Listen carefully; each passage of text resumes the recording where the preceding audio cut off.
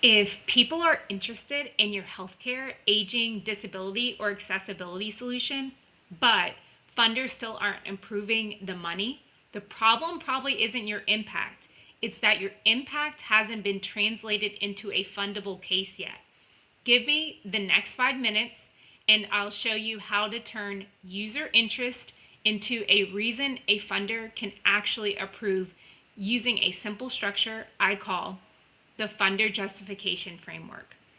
I also have a funder justification packet that will walk you through this step by step, including the Google document version, and you can customize an interactive Canva version. You can use that to build your case. I'm Jordan Saunders, the founder of the Resource Key, where I help healthcare, aging, disability companies turn interest into approval by supporting the person who controls the funding. In every video, I give you one practical shift you can use in a real demo, proposal, or funding request. Here's the problem. In healthcare, aging, and disability markets, the person who needs a solution is not always the person who approves the money. Let me give you an example. A senior may need the service, a caregiver may love the program, a disabled employee may benefit from the accessibility tool, a patient may get better support, but the funder, buyer, or decision maker is sitting in a different seat.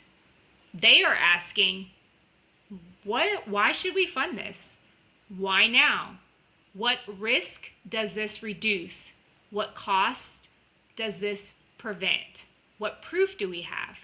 If your material only says this helps people, they may agree with you, but still not approve the money. Most organizations try to fix by proving the need harder. They may add more testimonies. They explain the mission again. They show more user interest. They say, people really need this. They talk about how meaningful the work is. None of that is wrong. The human impact matters, but human impact by itself does not always create funding approval. Funders do not only approve based on importance, they approve based on justification. That means they need a clear reason to say, this reduces a cost, this lowers a risk, this supports a measurable outcome, this aligns with our priorities.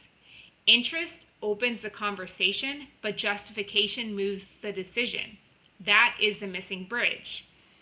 Here's the funder justification framework. Step 1.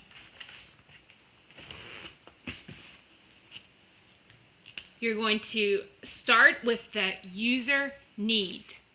All right, so this is the human side, right? Who needs the solution? What are they struggling with? What happens when they do not get support? So, for example, a caregiver is overwhelmed trying to coordinate care alone. A senior wants to stay at home but needs support to do that safely. Another example is a disabled person needs an accessibility solution that actually fits their daily life. A healthcare organization sees patients falling through the cracks because support is fragmented. This part matters because it shows the real world need.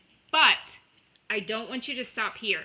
I want you to keep going to step number 2.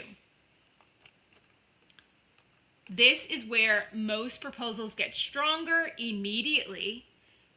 You take this helps people and then you're going to translate it into here is why this is worth funding. So instead of only saying this helps seniors stay independent, you can say this may reduce avoidable institutional care, lower caregiver burden, and support aging in place priorities. Instead of only saying this helps caregivers manage care, you could say this may reduce missed care steps, prevent escalation, and improve continuity of support. Instead of saying this accessibility tool helps disabled employees perform better, you could say this supports retention, accommodation effectiveness, workforce participation, and reduce manager burden. That is the shift. You are not removing the human story, you are making the human story fundable. All right, so I want you to go the next step is you need to give the funder a reason to approve now. A lot of funding requests explain the need, but they do not explain the urgency. The funder needs to understand the risk of delay. So, what happens if this is not approved? Does the wait list grow? Do caregivers burn out? Do patients escalate? Do seniors lose independence? Do staff absorb more burden? Do less effective solutions keep getting funded? Your job is to make the cost of inaction clear. When a funder sees both the human, okay, so back to number one, the human need and the system level consequence, the decision becomes easier to defend. The goal is not to pressure the funder. The goal is to give them the structure they need to confidently get to yes. This works because most healthcare, aging, and disability organizations already have the impact. They already have the user interest. They already have people saying this is needed. What they are missing often is the approval structure. The funder needs more than belief. They need risk, cost, proof, and next steps. When you give them that, your proposal stops sounding like another important request and starts sounding like a decision they can justify. I created the funder justification packet. It helps you turn user interest into a reason a funder can move closer to a yes. It has different prompts for user need, funder value, risk, cost, proof, next steps. Things that you can consider when you're putting together your funder justification packet.